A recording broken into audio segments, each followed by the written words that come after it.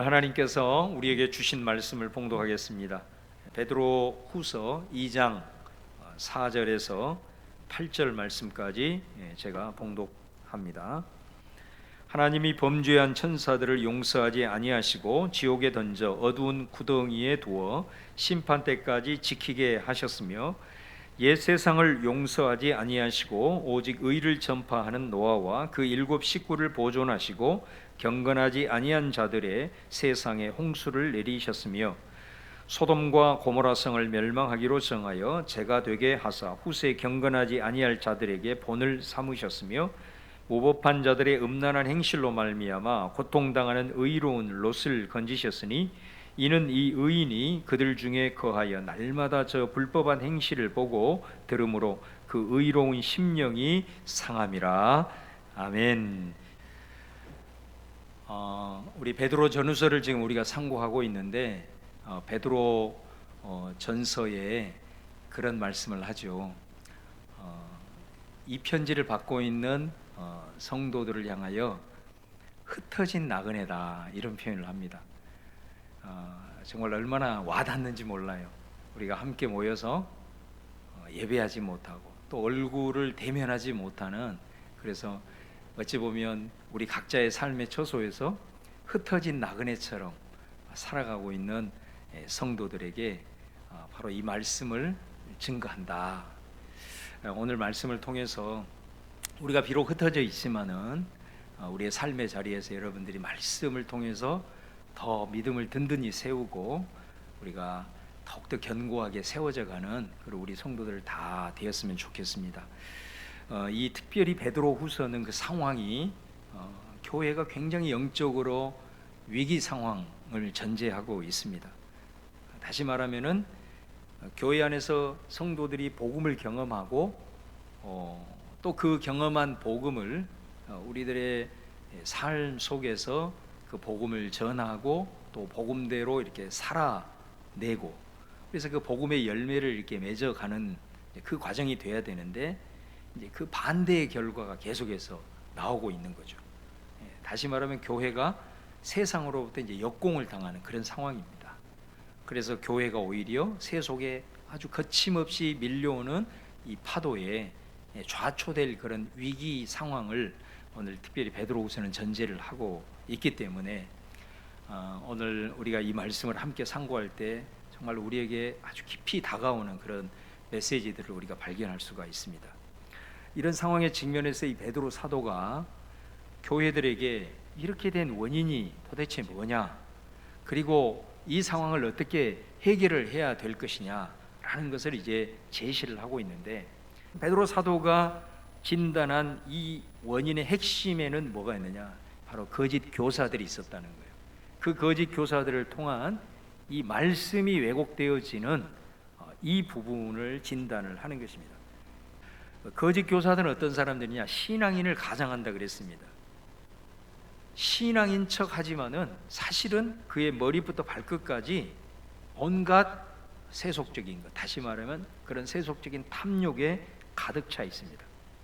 그리고 그들은 어찌하든 자신의 그 삶을 합리화하기 위해서 성경을 자기의 필요에 맞게, 자기의 또 그런 잘못된 것임에도 불구하고 그것을 정당화하기 위해서 성경을 자의적으로 사사로이 풀어서 해석하는 이런 모습을 보인다라는 거죠. 근데 이게 영향력이 확대가 되면서 많은 사람들이 여기에 미혹을 받게 되었다는 거예요. 그러면서 이 베드로 사도는 2장 3절 하반절에 이렇게 경고를 했죠. 2장 3절 하반절을 보시면 그들의 심판은 예측부터 지체하지 아니하며 그들의 멸망은 잠들지 아니하느니라.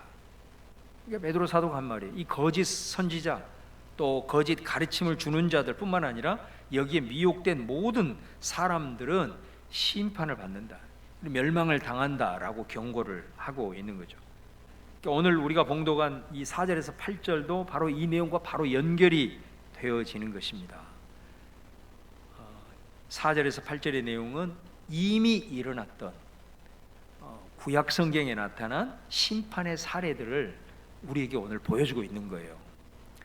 그래서 마지막 날 우리에게 이런 최후의 심판의 때가 오는데 성경을 봐라. 구약에서 세기 말에 하나님의 백성들 또 이 땅이 이렇게 하나님의 진리에 서지 못하고 거짓 말씀에 왜곡이 되어져서 살아갔을 때 어떤 일이 있었는지를 너희들이 한번 봐라 라고 지금 이 말씀을 제시를 하고 있는 겁니다. 오늘 사실 어떻게 보면 이 내용 자체가 사실 심판에 대한 내용이에요. 굉장히 무거운 주제예요. 그렇지만 우리가 정말 말씀을 또한 다양하게 또 섭취를 해야 되고 들어야 될 말씀은 아무리 무거운 주제라도 우리가 들어야 되는 거예요. 그래서 오늘 베드로후서를 함께 나누면서 이 말씀을 우리가 같이 상고해 나갈 때 여러분 오늘 말씀을 통해서 큰 깨달음이 있기를 바라고 또 여러분에게 큰 배움이 있기를 바랍니다. 오늘 내용을 보면 세 가지의 사례를 제시를 합니다. 그 첫 번째가 뭐냐면 타락한 천사가 어떻게 심판을 받았는가. 그 다음에 두 번째는 우리가 잘 아는 노아 홍수 심판입니다. 그리고 세 번째는 소돔과 고모라에 대한 심판 내용입니다. 그런데 왜 이 베드로 사도는 우리에게 이 구약의 심판의 사례들을 언급을 하고 있느냐면 이 심판의 내용, 왜 이렇게 심판을 받을 수밖에 없었는가의 원인을 들여다보면 지금 교회와 성도들을 미혹하는 거짓 교사들과 이 거짓 가르침들이 이와 바로 연결이 되어 있기 때문에 그래요. 아무런 연결점이 없이 그냥 이런 심판이 있었어 이렇게 말하는 게 아니에요. 이게 지금 이 당시에도 그 다음에 오늘 우리가 살아가고 있는 이 시대 속에서 우리를 미혹하는 거짓 가르침들이 이와 직결되어 있기 때문에 이 말을 하는 겁니다. 그래서 이 말씀을 우리가 꼭 깊이 새겨 들어야 될 말씀이다 라는 것입니다. 첫 번째가 뭐냐면 타락하여 심판을 받은 천사들에 대한 내용이 나옵니다. 4절 말씀해 보시면 하나님이 범죄한 천사들을 용서하지 아니하시고 지옥에 던져 어두운 구덩이에 두어 심판 때까지 지키게 하셨다. 여기 말하는 천사들은 하나님을 섬기기 위해서 하나님이 만드신 영적인 피조물이지 않습니까? 근데 이들이 범죄를 했다는 거예요. 이 사실을 어디에서 볼 수 있느냐? 이사야 14장이에요. 이사야 14장 12절에서 15절 말씀에 한번 보시면요, 제가 한번 봉독하겠습니다. 너 아침의 아들 계명성이여 어찌 그리 하늘에서 떨어졌으며 너 열국을 엎은 자여 어찌 그리 땅에 찍혔는고 내가 내 마음에 이르기를 내가 하늘에 올라 하나님의 뭇별 위에 내 자리를 높이리라. 내가 북극 지폐의 산 위에 앉으리라. 가장 높은 구름에 올라가 지극히 높은 이와 같아지리라 하는도다. 그러나 이제 내가 수월 곧 구덩이 맨 밑에 떨어짐을 당하리로다. 원래 이 이사야 14장은 누구를 향한 심판의 메시지냐면 교만한 바벨론 왕을 심판하기 위한 메시지인 거예요. 바로 마치 이 바벨론 왕의 교만을 바로 타락한 천사들의 교만을 빗대서 지금 얘기를 하고 있는 것입니다. 특별히 여기서 이 계명성이라는 말이 나와요.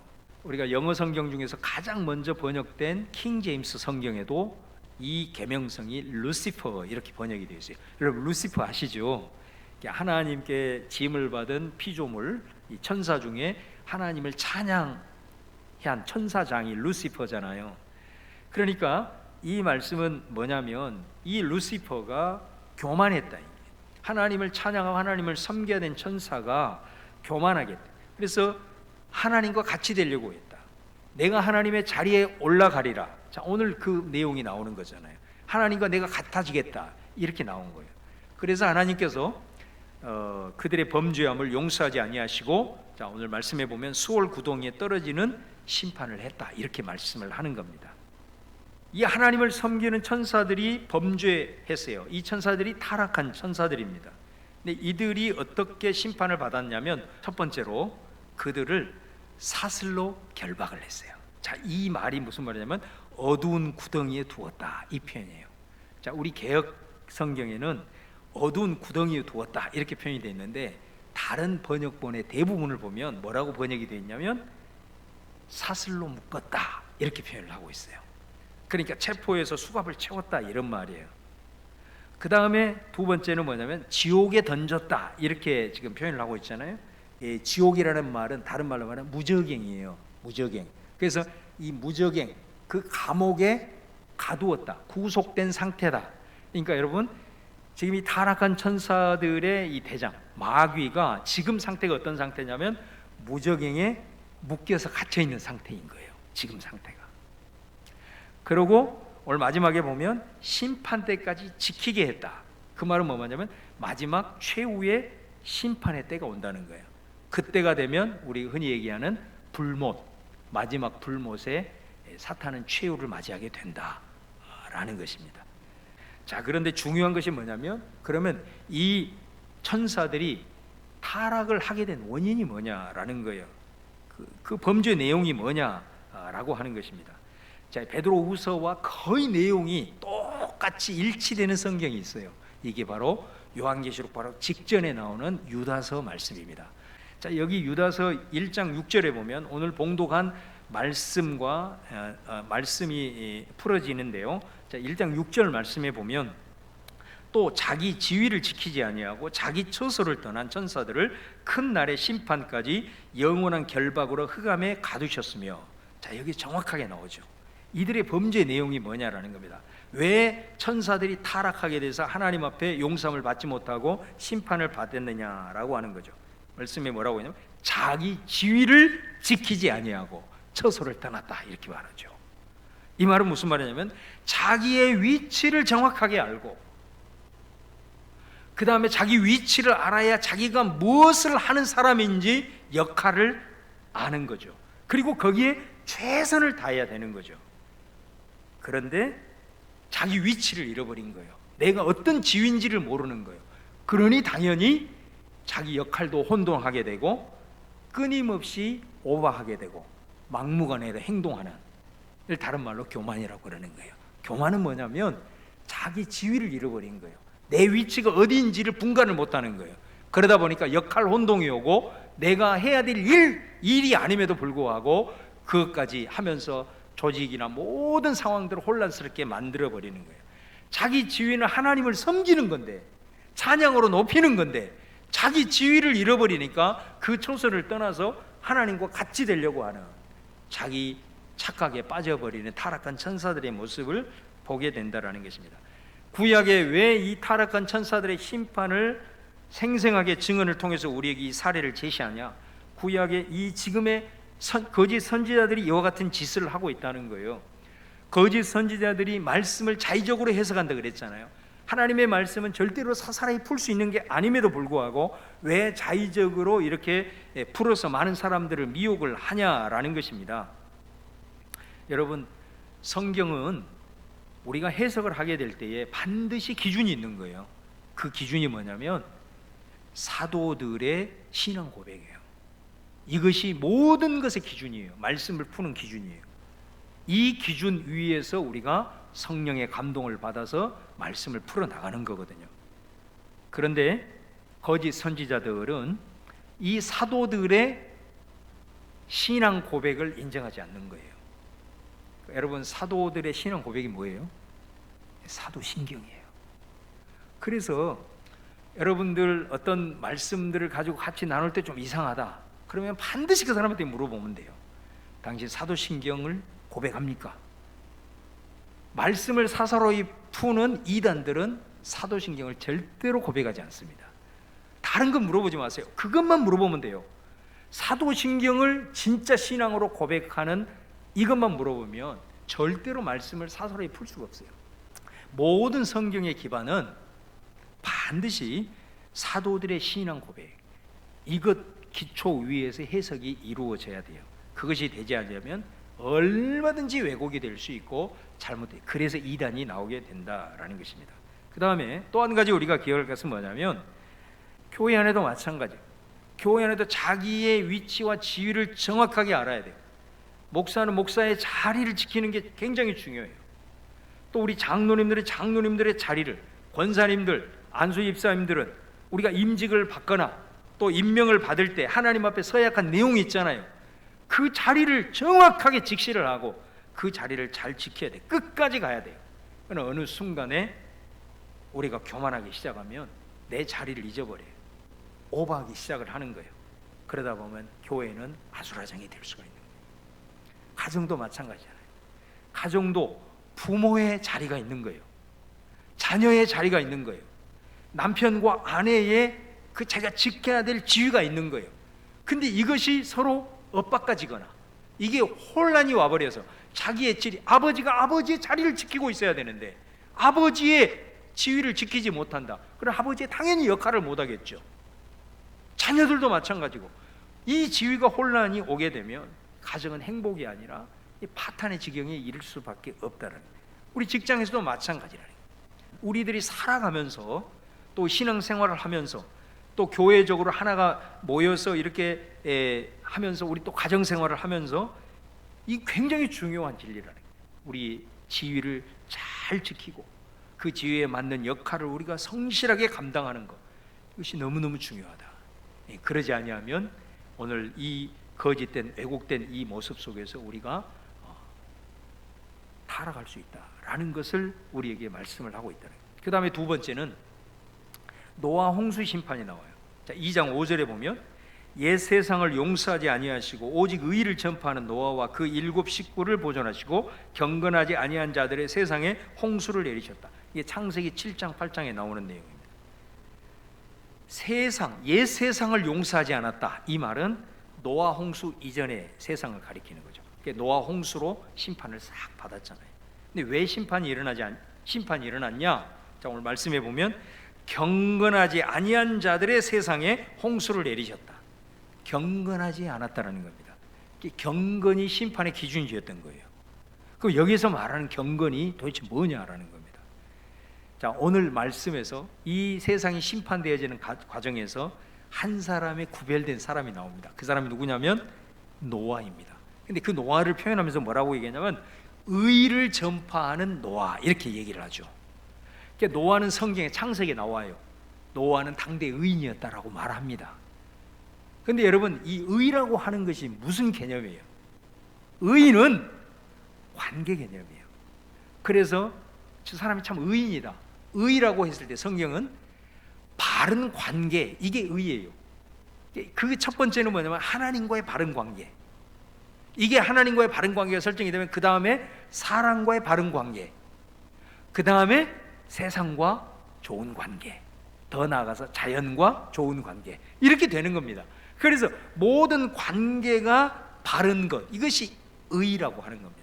근데 하나님께서는 우리를 의인이라고 칭해 주셨죠. 근데 그 의인은 하나님께서 우리에게 선물로 주셨어요. 그래서 죄인된 우리를 의인이라고 칭해 주셨어요. 그래서 우리가 이제 예수 그리스도를 통해서 그 은혜로 의인이 된 거예요. 근데 여러분, 이 하나님께서 우리를 의롭다 하실 때 그 의롭다라고 하는 것은 단순히 선물로만 우리를 의롭다고 인쳐주는 것이 아니에요. 우리가 그 의를 지킬 수 있도록, 그 의의 상태를 유지할 수 있도록 우리에게 능력을 주신 것을 포함을 하는 거예요. 그래서 은혜로 우리가 의롭게 되었다. 그래서 우리는 주님께서 주시는 지혜와 능력으로, 성령의 힘으로 그 의를 지속시켜 나가고 그 의를 계속해서 지켜나가는 것이 우리 성도들의 사명인 줄로 믿습니다. 그렇습니다, 여러분. 그래서 이 노아가 의인이었다, 이 부분을 단적으로 보여주는 것이 있어요. 그게 뭐냐면 하나님이 정말로 이 불의를 행하고 타락한 이 세상을 심판하기로 하셨어요. 그거를 노아에게 말을 해줘요. 그랬을 때 이 하나님이 말씀하신 이 심판의 메시지를 노아는 받아들입니다.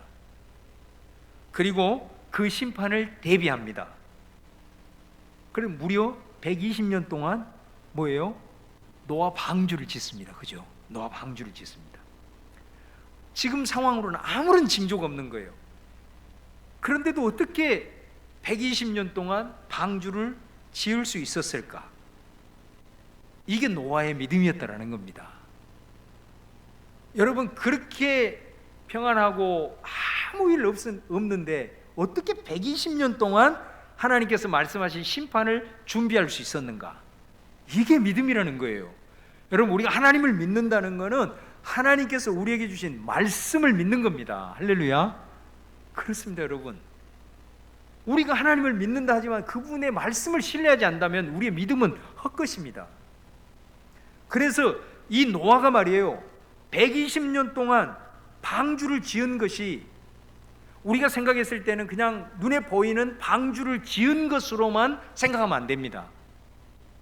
거기에는 어떤 의미를 담고 있냐면, 하나님의 심판이 있구나, 종말의 때가 있구나 라고 생각을 하고 그 말씀을 받아들이고 난 다음에 종말을 대비했다는 거예요. 심판이 있을 것이라는 것을 알고 그 종말의 때를 준비하고 그 종말을 대비했다라는 거예요. 이게 방주를 지은 노아의 모습이 우리에게 주는 메시지다라는 것입니다. 그리고 이 노아는 오늘 말씀에 그 의를 전파했다 그랬어요. 이 말은 노아가 자신만 심판을 대비하고 종말을 준비하기 위해서 열심히 노력한 게 아니고 이거를 사람들에게 알렸잖아요. 심판이 곧 임한다, 종말의 때가 있다, 이거를 전파했다라는 거예요. 그러니 사람들이 그 노아의 말을 다 들었어요. 그런데 이 사람들 어떻게 반응합니까? 웃었어요. 비웃었어요. 조롱했어요. 야, 이 평안이 있고 이 살기 좋은 무슨 심판이 있고 무슨 종말이 있어, 이랬죠. 여러분, 그들에게 심판이 예고가 되었던 것이 급하게 있는 게 아니잖아요. 심판이 예고되고 무려 120년의 시간이 있었어요. 근데 이 사람들은 그 기간 동안에 전혀 준비하지 않았어요. 전혀 대비하지 않았어요. 오히려 조롱했어요. 심판이 없다고, 종말이 없다고. 여러분, 그렇습니다. 이 베드로후서에서 거짓 가르침의 핵심 중에 하나가 뭐냐면 종말을 부인하는 겁니다. 이게 다 연결이 돼 있는 거예요. 제가 1장 마무리하면서 이 베드로가 예수님 변화산 사건을 통해서 증거하고자 했던 복음의 핵심이 종말이었잖아요. 여기에 또 얘기를, 거짓 왜곡된 가르침들의 최고의 메시지, 거짓 왜곡된 메시지가 뭐냐면 종말을 부인하는 겁니다. 심판은 없다는 겁니다. 그러니 어때요? 그것이 왜곡이 되고 어느 순간에 내게 익숙하게 되면 이제 세상은 즐겨야 되는 거고, 거기에 더 나아가서 이제 쾌락, 그러다가 도덕적으로 파산되고 모든 관계가 깨어지는 이제 이런 상황이 되는 거죠. 여러분, 잠언 29장 18절에도 이런 말씀이 있죠. 묵시가 없으면 백성이 방자 행하거니와 율법을 지키는 자는 복이 있으리라. 이 묵시가 뭐냐? 영어 성경에 보면 이 묵시가 비전이라고 번역합니다. 다시 말하면 비전이 없으면 백성이 방자에 행한다, will be destroyed. 목표가 없으면, 사람이 꿈이 없으면 어떻게 되느냐? 결국은 멸망한다 이 말이에요. 파괴된다 이 말이에요. 여러분, 그렇잖아요. 우리가 목표가 있고 비전이 있는 사람이 그냥 막 살 수 없잖아요. 자신의 삶을 절제할 수 있어요. 그리고 어떤 기준을 가지고 자신의 삶을 이어나가는 거예요. 그러나 목표가 없으면, 꿈이 없으면, 비전이 없으면 어때요? 게을러지기 시작하는 것부터 시작합니다. 기준이 없어지는 거예요. 그러다가 방종의 상태로 빠지게 되는 거잖아요. 그리스도인들이 이 당시에 왜 이렇게 거짓 가르침에 미혹이 되었고, 오늘 이 시대 속에서 가슴 아픈 얘기지만 우리 그리스도인들이 윤리적으로 계속해서 이렇게 무너지는가? 여러분, 그 핵심으로 파고 들어가면 우리 안에 종말의 의식이 희미해지고 있는 거예요. 지금 세상이 너무 살기 좋고 너무 풍부하기 때문에 종말에 대한 메시지가 우리 안에 점점 희미해지는 거예요. 이제는 점점 세속적인 계속해서 가치가 우리에게 뭐를 계속해서 심어주느냐면, 이제는 심판은 없다, 종말이 없다. 어느 순간에 우리가 이 부분이 희미해지고 있기 때문이다라는 것입니다. 여러분, 만일 우리가 내일 일을 내가 알지 못해, 반드시 심판이 있어, 종말의 때는 다가온다, 이 종말 복음만 우리가 붙들고 있어도 우리는 윤리적인 파산은 하지 않을 겁니다. 지금 우리 그리스도인들이 윤리의식이 무너지고 교회가 세속화된다는 비판을 듣는 것, 종말과 심판을 믿지 않는 이 거짓 가르침에 우리가 점점 세뇌되고 있는 것이 아니냐라는 것입니다. 사랑하는 여러분, 오늘 이 노아의 홍수, 그들이 경건하지 못해서 그 핵심은 뭐냐면 바로 종말과 심판이 없다라고 하는, 그래서 그들의 삶을 완전히 무방비 상태로 모든 관계가 무너지는 불의의 상태가 될 수밖에 없었고 그것이 가속화될 수밖에 없었다. 그러나 노아는 그 하나님의 말씀을 신뢰하고 그 종말에 대한 심판에 대한 확실한 믿음이 있었기 때문에 그 120년을 대비할 수 있었고 흔들리지 않고 끝까지 그 의의 상태를 유지하면서 윤리적으로 세상과 짝하지 아니하고 끝까지 구별할 수 있었다라는 것입니다. 오늘 주신 말씀을 여러분 기억하면서 이 혼란스러운 시대이지만은 오늘 이 타락한 천사들 노아 홍수의 심판 사례를 통해서 오늘 이 말씀을 좀 깊이 묵상하시면서 내 삶의 자리에서 구체적으로 좀 적용하며 나아가는 저와 여러분 될 수 있기를 주님의 이름으로 축원합니다.